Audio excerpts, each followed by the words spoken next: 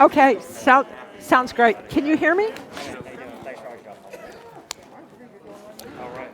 Sure. Good to see you.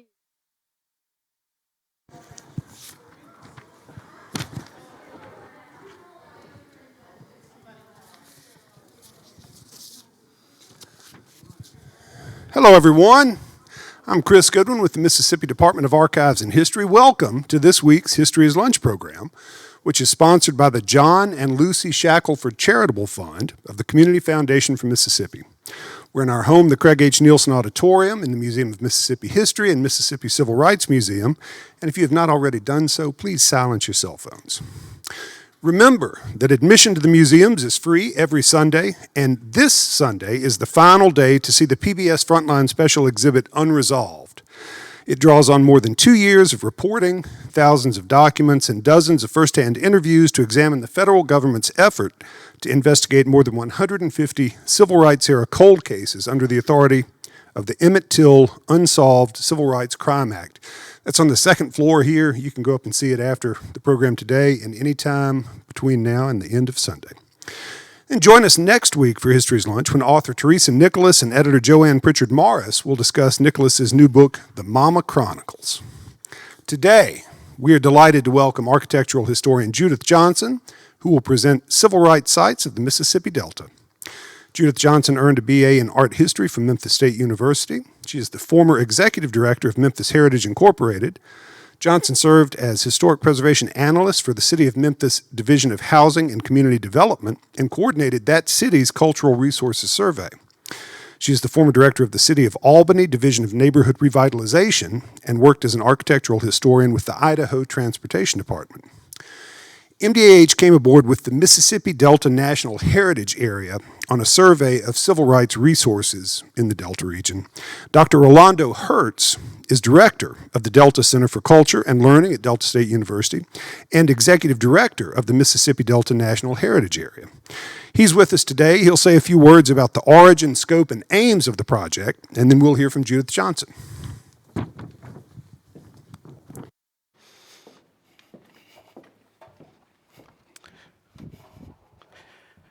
Good afternoon, everyone, and happy lunchtime. Again, I'm Dr. Rolando Hertz. I'm the director of the Delta Center for Culture and Learning at Delta State University and executive director of the Mississippi Delta National Heritage Area, which is a cultural heritage development partnership with the National Park Service.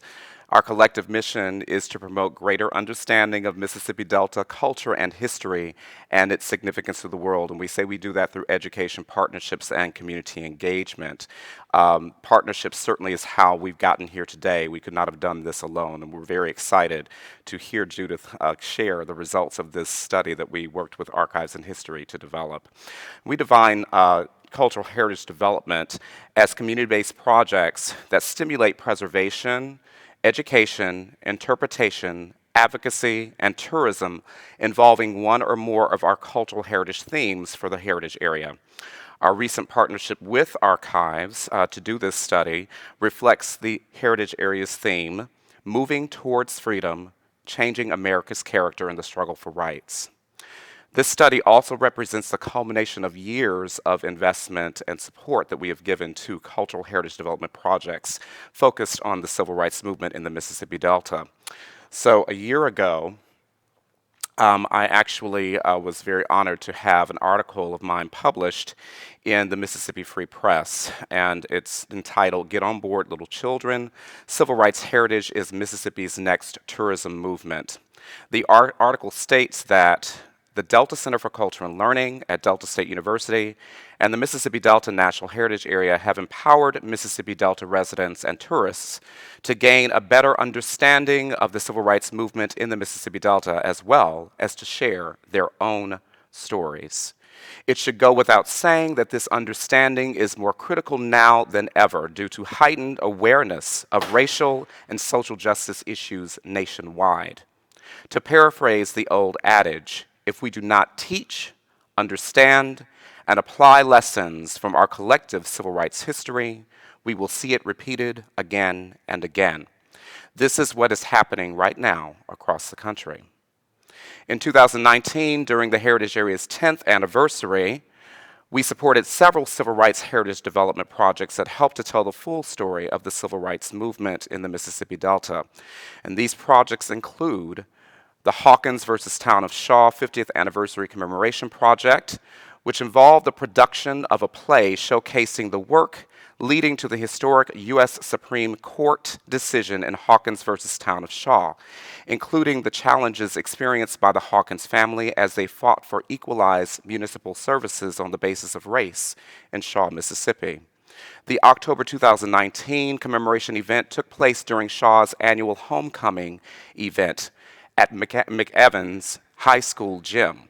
Following the play, there was a national and community discussion focused on the Hawkins versus Town of Shaw lawsuit history, featuring U.S. Congressman Benny Thompson, the Equal Justice Initiative's National Memorial for Peace and Justice from Montgomery, Alabama, attorneys for the Hawkins versus Town of Shaw case, and activists Heather Booth and Gloria Hawkins Scott, the Hawkins daughter.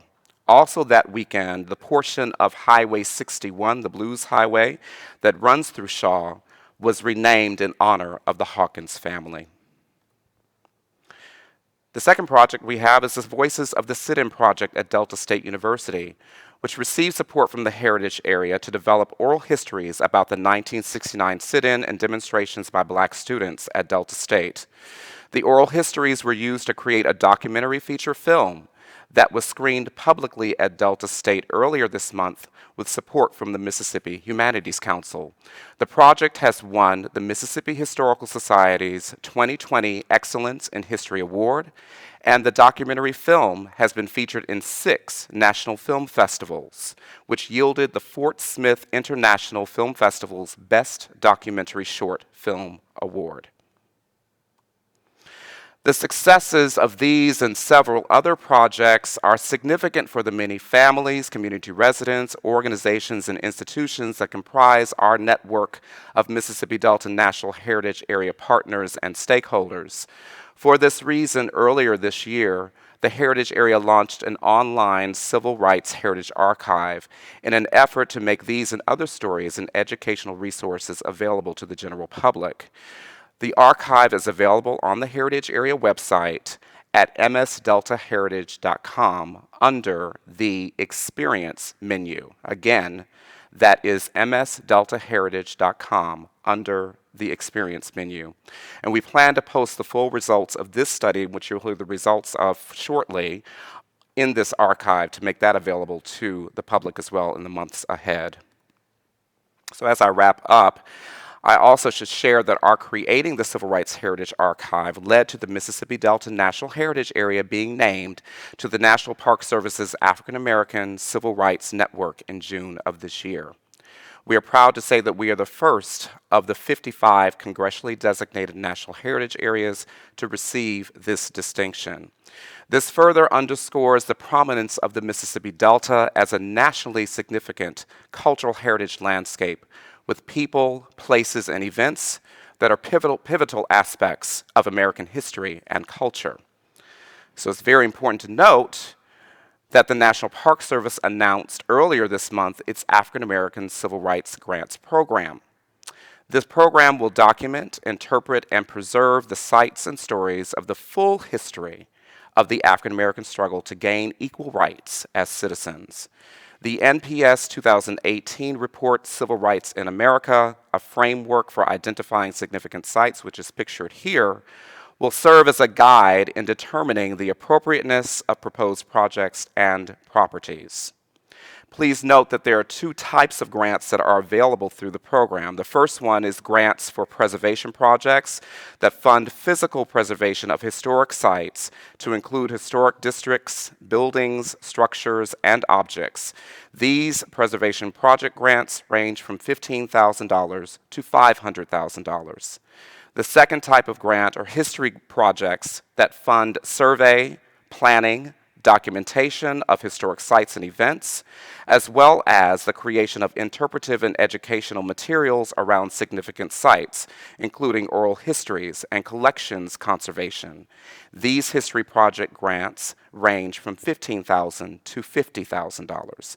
Congress has appropriated $16,750,000 in funding for the grant program this year. Applications are due December 1st, 2021. For more information, you can do a simple online search using the keywords National Park Service Civil Rights Grants. Again, just do a simple search online, National Park Service Civil Rights Grants. So we hope that the information that we share today will be helpful to the communities that we serve in the Mississippi Delta National Heritage Area and to our statewide and national partners. And now, without further ado, we will bring Judith Johnson to the stage to give the results of our civil rights sites in the Mississippi Delta study. Thank you.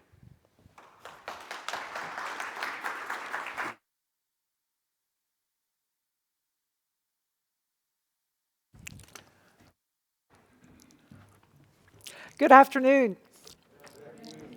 Can you hear me? Am I mic'd? Oh, great. Yeah, you'll be like, why doesn't she shut up? All right, I'm so pleased to be here today. It has been such an honor and a privilege to work with MHA and MDNHA in compiling these resources. What you're going to see today is just a small sampling of what we've got, and certainly as we finish this up, it'll all be available through MDHA's website. So the counties that we worked in basically are outlined here. There's 19 counties. Happily, we were actually able to find resources in each and every one of them. So, and then this is this wonderful map of the Mississippi River. I'm sorry, I just had to throw it in there. So at any rate. So we have gone through and abbreviated abbreviations of long names here, but I just want to run through it very briefly with you. The COFO is the Council of Federated Organizations, and it was a group that kind of came together as the Summer of Freedom was evolving to work with the different organizations that were a part of this overall mission. Secondly, we have the Mississippi Freedom Democratic Party, the MFDP, which was the alternate to the regular Democratic Party in the year 1964 to contest what was felt to be the lack of ability to vote. So that's pretty important. We have the NAACP, the National Association for the Advancement of Colored People, which is actually founded in 1910 in Chicago. Just an amazing organization. And then it sort of died out and was reinvigorated here in Mississippi in the 1950s and early 60s. Interestingly enough, they had an attorney working for them named Thurgood Marshall, who was the person who marshaled through, as it were, the Brown versus the Board of Education in 1954, and later was the first African-American appointed to the Supreme Court. We have SNCC, Student Nonviolent Coordinating Committee. They were very active in this whole civil rights movement here in Mississippi. We have CORE, the Congress of Racial Equality. We have the Regional Council of Negro Leadership. And finally, we have the Southern Christian Leadership Conference, of which Dr. King was the executive director. So after the Civil War, economy in Mississippi just ground to a halt. And finally, the white planters and the freed blacks worked out a system called sharecropping, which at least allowed to continue to produce cotton. And this situation existed until the 20th century. As the 20th century dawned and as mechanization of cotton became, the whole plantation aspect became much more mechanized and industrialized, the sharecropping life came to a stop, although we're going to see many people today that were still very much involved in that. But it became a hindrance to Mississippi's economic and social development. However, for decades, black people had been held down. It was predominantly agricultural economy, you had prevailing resistance to change, you had inadequate and unequal standards of living. So this is what gave genesis to the civil rights movement in the early 20th century, and that all came to kind of a head by the mid-20th century. What I feel like were the two main thrusts of the movement, at least early on, and it changes later, and we'll discuss that towards the end of this presentation, but it was the ability to be franchised to vote. That became a huge issue, and then Brown versus Brown versus the Board of Education said that even though you could build separate schools that were supposed to be equal, it was still not constitutional to do so. So that really changed life in Mississippi's, especially with the education system. So one of the very earliest resources that we surveyed was in the town of Mound Bayou, and two cousins there had bought 840 acres. These were freed slaves, and founded Mound Bayou. Later, Montgomery's daughter, who was a political activist in her own right, built this 4-square home that you see here on the left, and lived there. After she died, it was later owned by legendary activist and physician T.R.M. Howard, who resided there and used it as his office. Dr. Howard was probably the wealthiest African American in the state of Mississippi at one time, and certainly he was very influential. He founded an insurance company that Medgar Evers worked for him as an insurance salesman, and he also established a medical center there in Mound Bayou. Sadly, this medical center is vacant today. It's just sitting there vacant, but it still stands, so that's a good thing. He organized nonviolent movements in the Delta 4 years before the Montgomery bus strike, or the boycott even, and 3 years before Emmett Till's death. He also staged annual civil rights rallies and helped Medgar Evers to realize how important the civil rights movement was.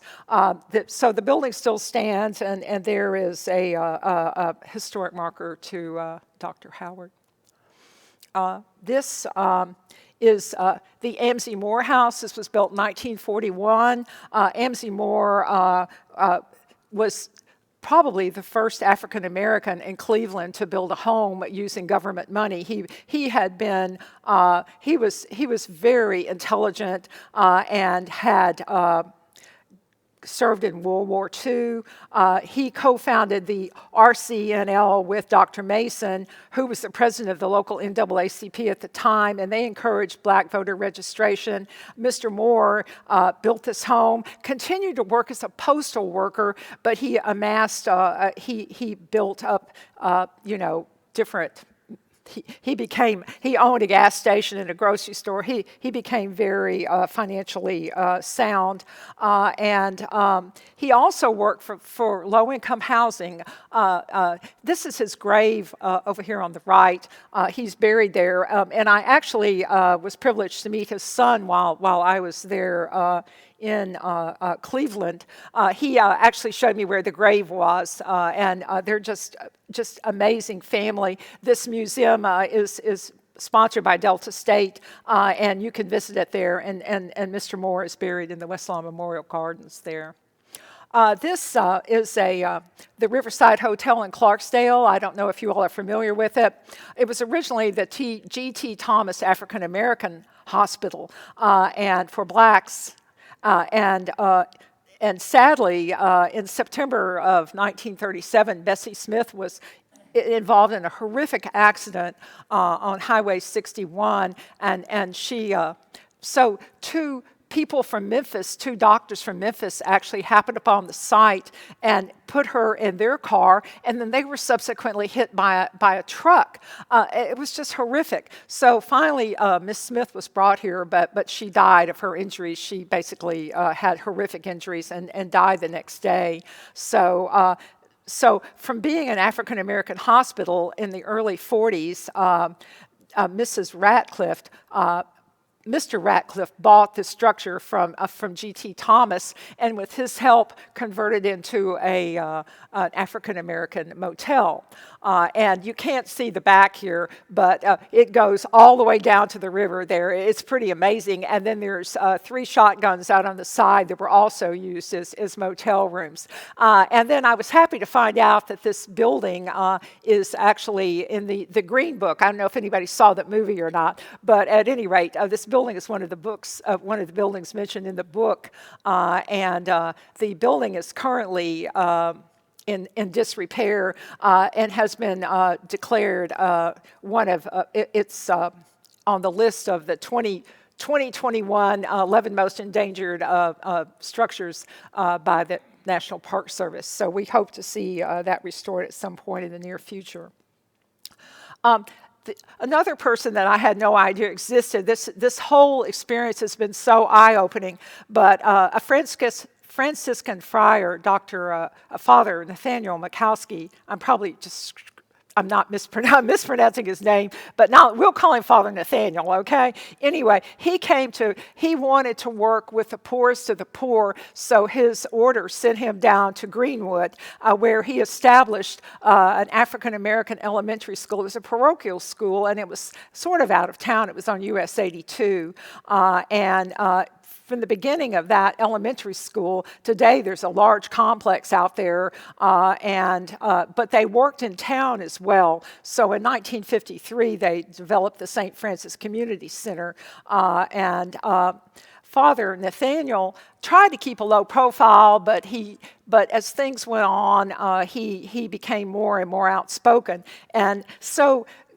After 1965, the civil rights movement really slowed down a lot, as it were. But nonetheless, segregation and inequality was very obvious to Father Nathaniel and some local African-American ministers, Reverend Wallace and Reverend Black. So they orchestrated an 18-month boycott of local merchants to protest racial discrimination. The result at the end of that time was concessions from the merchants and the city to institute fair hiring practices and common courtesy. And this movement it really devastated Father Nathaniel emotionally, I've read, and I was kind of shocked. I guess he just, once he really got into it, it was a lot. But he, nonetheless, this is a very important movement. The Greenwood movement is often spoken of because it challenged economic and political levels there. It sustained mass demonstrations, which were rare in Mississippi, resembling more of those you'd see in Georgia or Alabama. And third, it involved clergy and lay people in the Catholic Church to make Greenwood a notable example of the Catholic Church's participation in civil rights. Then we have some interesting buildings by individuals. Now, there's another newer building of this Jefferson Funeral Home that's next door, but we discovered this was actually this shotgun was the original funeral home. And George Lee Jefferson was one of the bravest leaders of the NAACP in Mississippi. He revived it in '45, which is really early, he had the state convention there. He also was NAACP president, and when the Supreme Court ruled for the plaintiffs in Brown versus the Board of Education. However, his stand against inequality brought about financial ruin, and he died a pauper in 1961, and he is buried in the Vicksburg Cedar Hill Cemetery. We were not able to find his grave per se, but nonetheless, it's a really stunning cemetery if you've never been there. So now we'll move to Cleveland. This is actually another instance where the clergy stepped in. The pastor of the Calvary Episcopal Church was the Reverend Duncan Gray Jr., and he was serving there in 1954 after Brown versus the Board was passed. He gave a sermon stating that racial segregation was a sin. This was pretty radical for this community. His speech was considered to be just heresy, but later affirmed by the Bishop of Mississippi, which actually was Reverend Gray's father.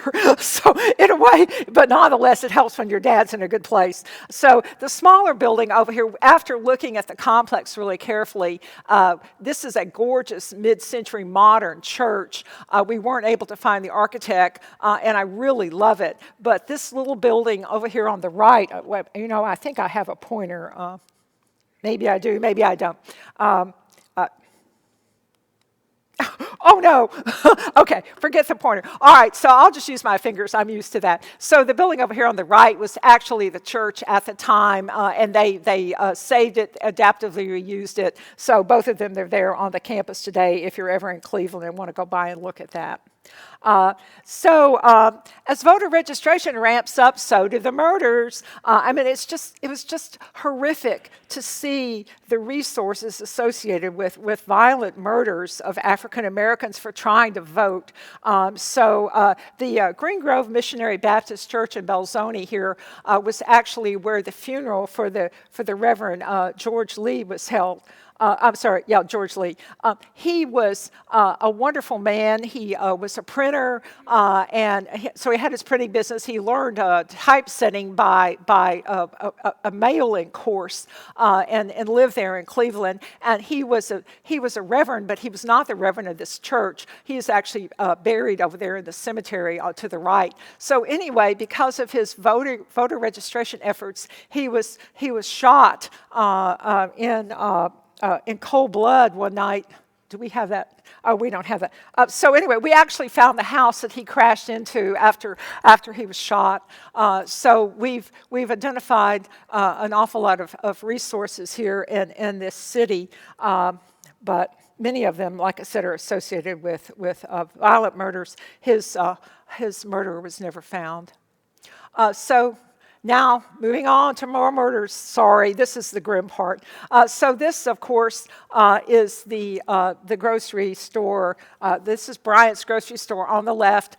It's shocking to me and striking that none of the resources hardly left with the Till assassination are still standing. This is how it looks today. I've seen photographs of a few years ago. Basically, they just have ignored it, let it stand, and the kudzu is killing it. So there's his uncle's home was his. Emmett Till was visiting his uncle, and that home is gone today. The church that his uncle preached in is gone. But the one resource that we did find is the Milam Plantation seed barn over on your right. And this is on private property, and we were given permission to come on and take this photograph. This is the barn in which Emmett Till was tortured and murdered. And so we surveyed it, and it's there today, just standing. It's still used as a barn. And all of these Till sites, there's some supposition almost on every one. So this is supposedly the barn. I guess nobody will ever know for sure. This is definitely Bryant's grocery over here, what's left of it. So then the accused murderers, Roy Bryant and his half-brother, J.W. Milam, were actually tried at the Sumner County Courthouse, which is there today, and you can visit. They've set up like a museum inside. There's a great restaurant there, too, that you should need to visit. But the trial was held there in the summer of 1955, and the attorneys that were for the defendants. This is the law firm here. It's called Breland and Witten Law Firm. I believe that both of those gentlemen have long passed, but their name, we shot it from the front, but on the side there, the names still stand in one of the windows. So this is across the street from the courthouse. There's also a wonderful museum there, and so if you want to go and understand better the whole Till murder and the events surrounding it, you should go up to Sumner one day. Okay, so disenfranchisement. In 1960, Mississippi only had 5% of its African American residents registered to vote. And since African Americans made up the majority of the population in Mississippi, that's what brought on the national attempt to get more Mississippians registered. This is the DeSoto County Courthouse where they were trying really hard to vote. Only 0.18% of the black voter, the 6,246 voters in DeSoto County were registered there. This is another courthouse over here. This is where Unita Blackwell went to try to register to vote. This is the Issaquena County Courthouse. She went with 8 other people there to register to vote. Although she was literate, they threw out on a technicality and she was not allowed to vote. However, she got her revenge. She was born, it came from this photograph, was actually in Time magazine, New York Times with her obituary when she passed. But she was born to sharecroppers on a plantation. She was forced to leave school at 12. She would later become an outspoken critic of racial and economic equality. She was the first black female mayor elected in the state of Mississippi. That's how far she rose. She also she lost her home.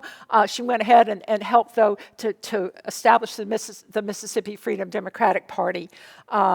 Then we have Fannie Lou Hamer to the right here, and Miss Hamer was another person who was born on a plantation, a female. She worked on plantations until she was grown. She wanted to vote. She later served the Democratic National Committee for Mississippi, and there is a YouTube video in which she speaks at the Mississippi at the Democratic Convention in 1964 that'll bring tears to your eyes. So she received, interestingly, she's received honorary degrees from Columbia and Howard University, and you can visit her memorial today. She is buried there along with some other tributes to her. This is the National Guard Armory in Senatobia, where the troops that went to try to quell the uprising at the University of Mississippi at Oxford this is where they were based. So now I'm going to talk briefly about Aaron Henry. Aaron Henry was just an amazing man. He was the first president of Clarksdale NAACP. Actually, that was founded here at this church, Haven Church in Clarksdale. He became the president of the Mississippi Freedom Democratic Party and delegate at large in the '64 Democratic National Convention, where they were ultimately not given the right to vote. He was a pharmacist, and he did his civil rights work from his pharmacy, and today it is a vacant lot, but you can see the great statue there, and they're trying to raise the money to put in a museum to Aaron Henry. He was just an amazing man who worked so hard for civil rights and ran.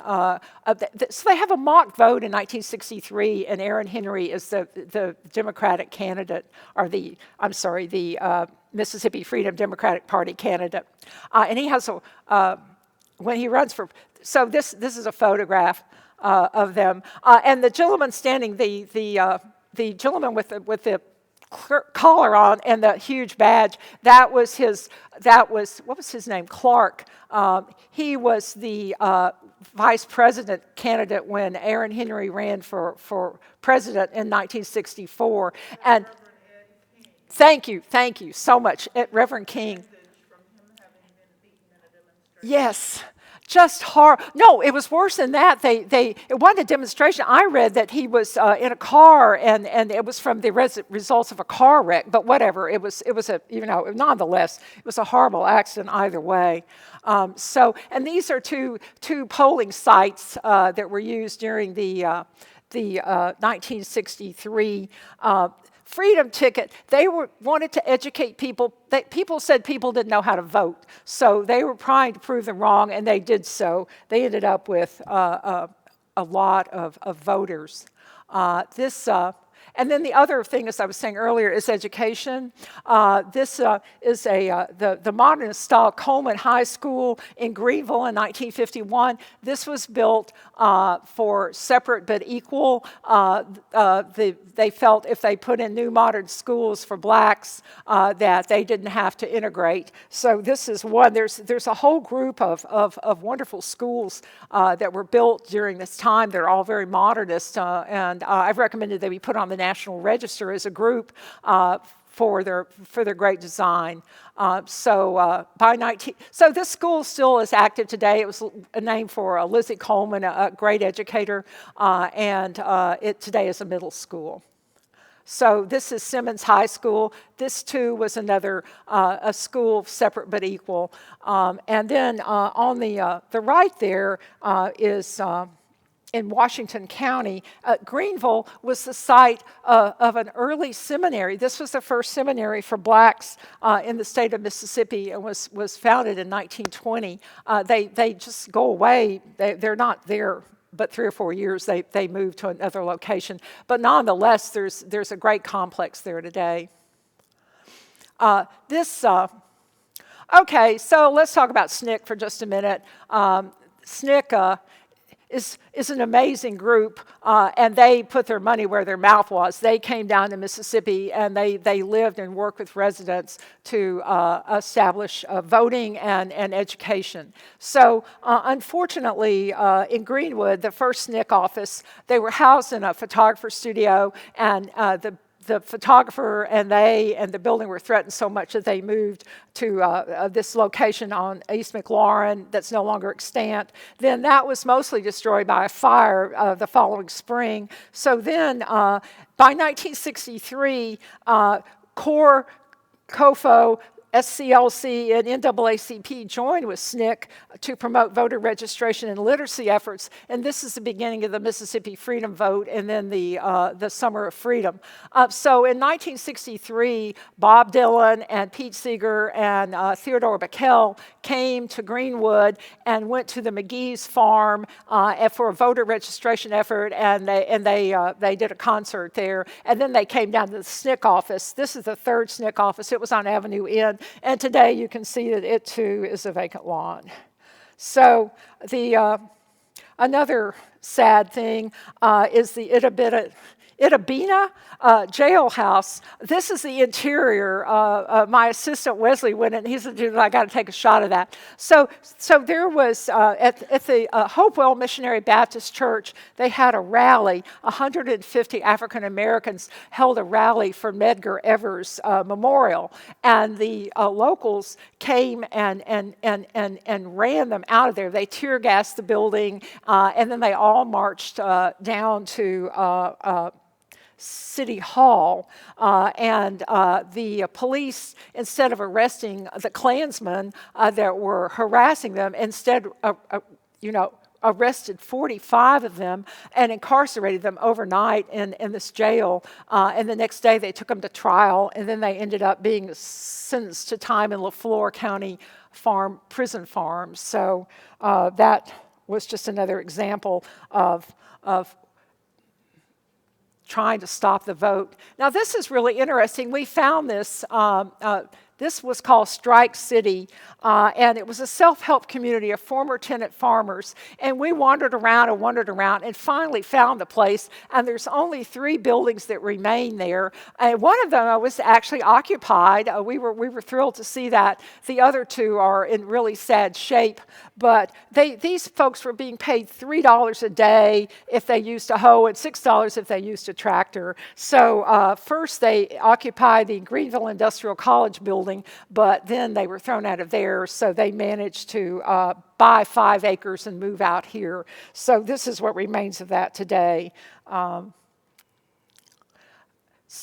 This is a church that registered black voters during the Mississippi Summer Project. 2 civil rights leaders are buried here, Robert Williams and, Robert Mills and C.J. Williams. And so the family actually took us out. That's the family's car there. Took us out to find these cemeteries. It was astonishing how many people were so helpful and how lucky we were, how serendipitous to find these. So this is the only, we look for freedom schools all over. 17,000 Black Mississippians attempted to register to vote in the summer of 64. Only 1,200 were successful. However, the freedom schools, there were 40 freedom schools founded with a combined enrollment of 3,000, and they were much more successful. They all were stopped after 1965, after Freedom Summer kind of fizzled. But we found this one, and it today is being used as a it's the Sunflower County Freedom Project. But this mural over here on the side, you can see, is in really poor shape. But this was the original mural on this building when it was a freedom school. So that was actually quite a find. This is the site of where James Meredith decided to do a march because he didn't feel like that the civil rights movement was really going very, very well. So he got together a march in the June of '66, and he's 26 miles down Highway 51, just outside of Hernando, when an attempted assassination took place. And this is like a very famous photograph, but I thought that you should see it of him after he's been shot. And then the other folks with him, and they didn't want anybody but blacks, and they didn't want any women, although I do see one lady in there. But at any rate, so Dr. King and Stokely Carmichael and a bunch of other folks all joined hands and refused to stop the march. So they went all the way down to Jackson eventually. And today there's a historic marker there to commemorate this. This was kind of the end against this march against fear was, from what they're saying, what I'm reading, is the last great march of the civil rights era. And it ended up in Greenwood. And they attempted to stay in a camp in a schoolyard, the marchers did, and the police ended up arresting Stokely Carmichael and two other guys. Well, arresting Stokely Carmichael is probably really not a good idea, but they did it anyhow. He was freed after a few hours, and he came out and made a speech. And so this is where the phrase, "we want black power," emerges. And I think kind of what's important here is in the beginning, the civil rights movement, there was violence, but it was against blacks, but blacks, African Americans, they didn't fight back. They kept trying. And then we end up with Stokely Carmichael saying, "we want black power," and it just changed the tenor of the whole thing. They had had enough.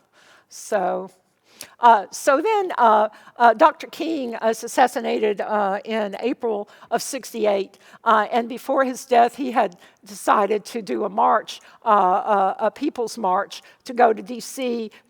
to Dr. King is changing too. He's looking more at economics and social issues. It's no longer just about freedom of voting and education. It's about economic freedom and economic equality. And so he wanted to do this march from, what is this, Marks? Yes, so Marks, Mississippi, he called it the poorest place on earth. And so this is a city park that was down there even then. And this is where the mule train, they were actually going to go up in mule trains all the way to D.C. And then Dr. King was assassinated. So then Ralph Abernathy took his place and went ahead and staged the Freedom March. And so they leave out of here. And there were some folks, and people came from all over the country, and some people went in the mule trains and other people went in Greyhound buses, which is interesting. So anyway, yes, so he's looking at interracial class issues, economic goals. The whole tenor of the civil rights movement is changing in a way that we still have to try to, they're still striving for these things today. So, gosh. Looks like I'm out of time. I do want to know if this is a picture of Mr. Moore, and this is a picture up here in the right-hand corner of Fannie Lou Hamer down there at the SNCC place.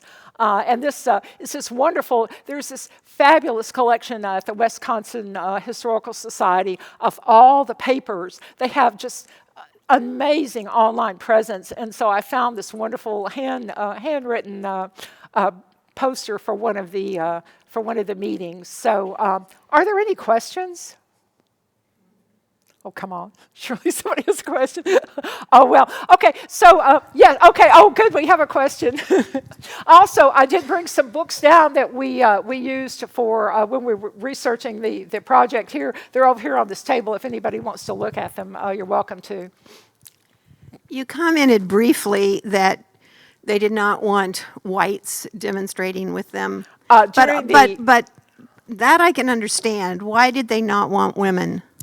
I don't know. It stunned me when I read it.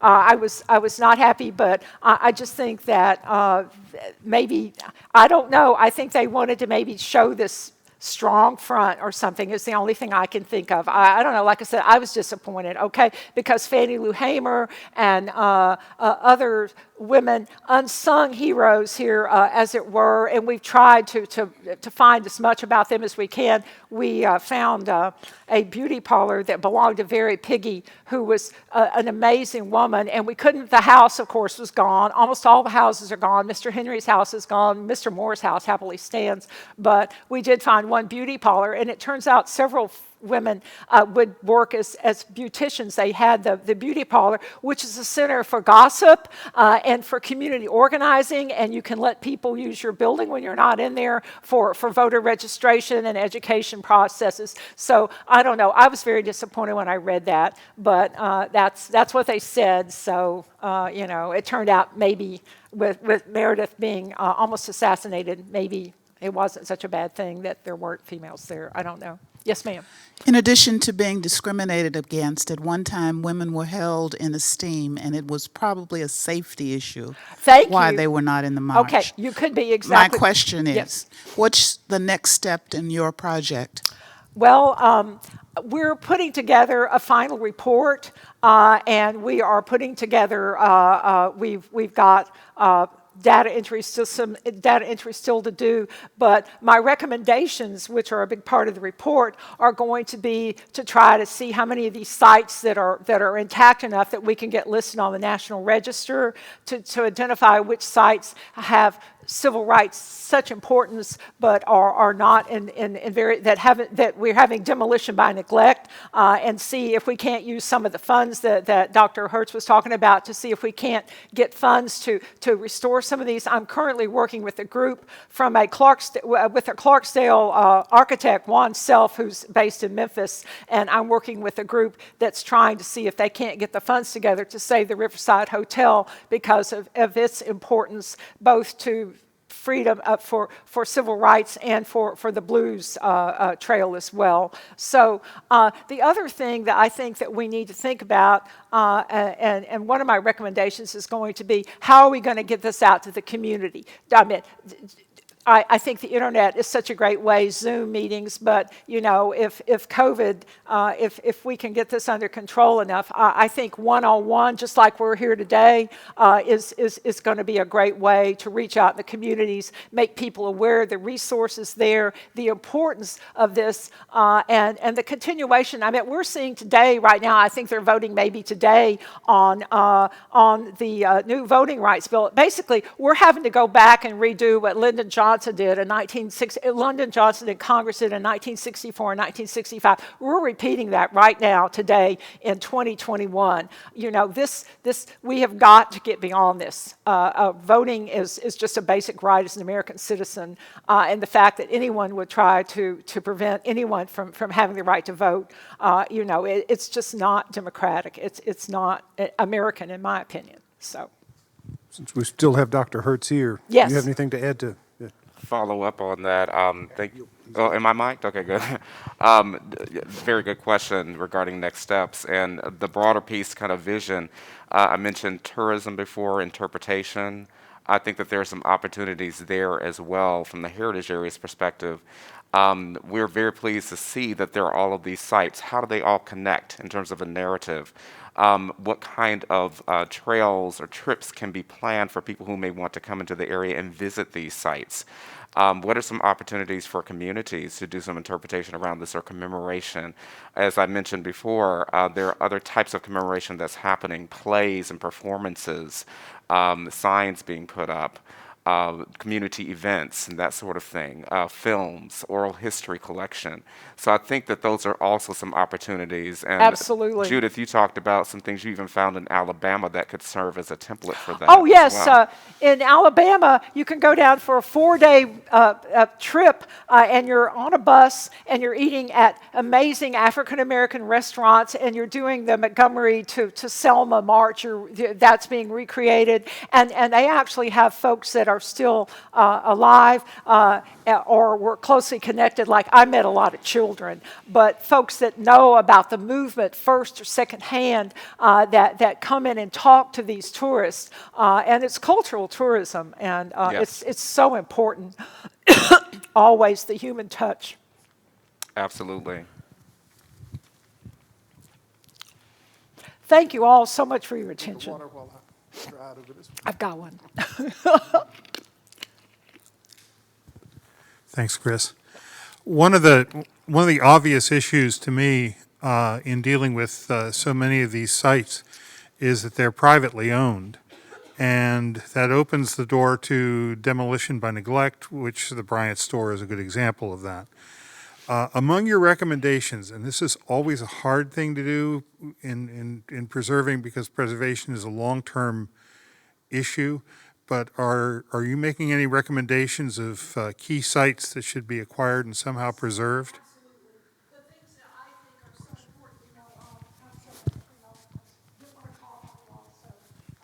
Okay, so like Amzie Moore's home, which is one of the few houses we found that were still standing, is not listed on the register. That should absolutely be listed on the register. All of these mid-century schools, which are wonderful. Some of these are the best architects in Mississippi, and as a group, I think they should be listed too. And then other individual sites like the Riverside Hotel and stuff. So yes, I'm making an extensive exhaust. You're going to go, what? Why doesn't she shut up? But you know, I am a historic preservationist, first of all. So keeping the built environment really matters. Yes, ma'am.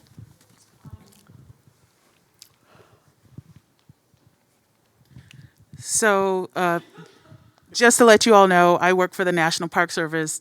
Just to be clear, just because it's on the National Register or even a National Historic Landmark does not mean that Right. someone can still, they can do whatever they want on their private property. So all that does, the designation, National Register, is to have you open to apply for funding for preservation.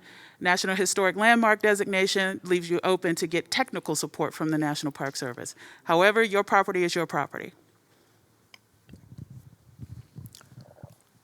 Well, I think if people understand how important this movement was to Mississippi and to the country as a whole, that they're going to have more respect for these properties, and it'll be more advantageous to them to try to preserve them. They need to be lauded if they're willing to do that, in my opinion.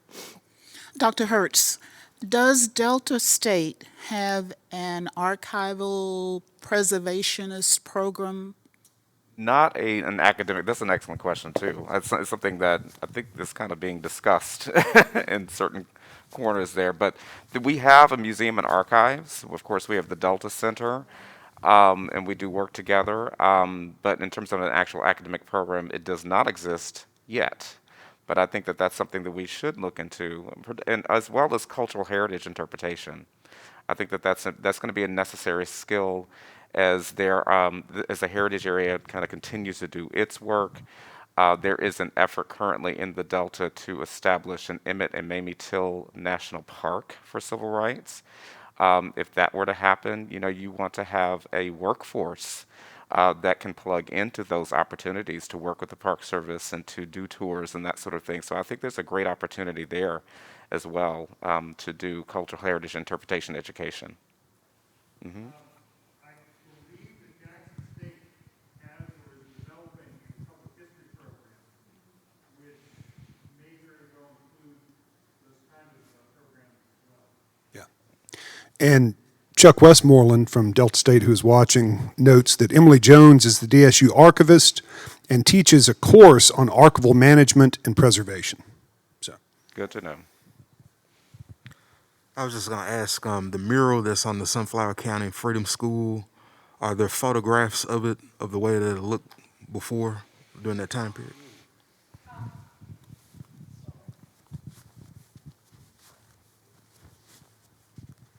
My green light's back on. Well, we haven't been able to find anything. I have gone in some, we don't have as many libraries in these small towns as you do in a large city.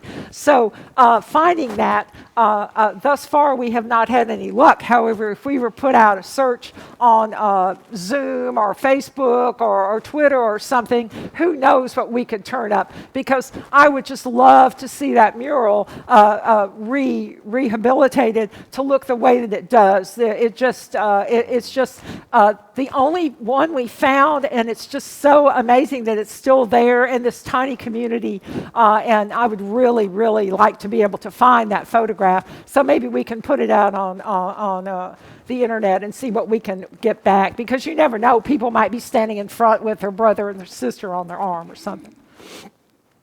But yeah, so did you say you're from Sunflower? Oh, okay. No, but it was a real, when we turned the corner and found that, I was like, thank you, Lord. It was right at the end of the survey, too. Yes. You had those 40 freedom schools, and I was wondering if you had any interviews with anybody that was in a freedom school. Well, that will be the next stage of this when Rolando gets more funding or something. No, we have talked about that. Wesley, my assistant over here, and I talked about that because he's such a passionate photographer and everything. We thought, wouldn't it be amazing if we could go and get interviews? This is the oral history that we need. This is all going to die if we don't get these oral histories. So I think it's imperative, and maybe some of that Park Service money could go towards that, because it would be a very worthy project. And the people that I met, the daughters and the sons, and people had been in the buildings when they were shot at and things. It just break your heart. And it was at the same time, it just gives you hope for the human, for our future, that people are willing to share their stories like this, and it's so rich, and there's so much of it. Mississippi has so much history, and the whole civil rights era is just, I worked with civil rights in Memphis, and put African American properties on the register, and actually saved an entire housing project, Lauderdale Courts, but it didn't hurt that Elvis lived there too. Okay, so but there's so many resources out there and so many chances for adaptive reuse, and if you can get it on the register, you get that 20%, the 20% historic tax credit. There's just all sorts of opportunity. And then I was just reading a grant proposal on the way down from the Park Service. They have I can't remember the name of it, but at any rate, you had to give you were talking about protection. If they give you this money for these sites, they take an easement on it. You have to take a 10-year easement that you're going to protect that. And Memphis, when I was at Memphis Heritage, we did facade easements where we protected the building for the rest of the time it stood there for your tax break. So, and the Park Service has that at a federal level. So we need to look into how we can really preserve some of these precious assets and make it financially work too.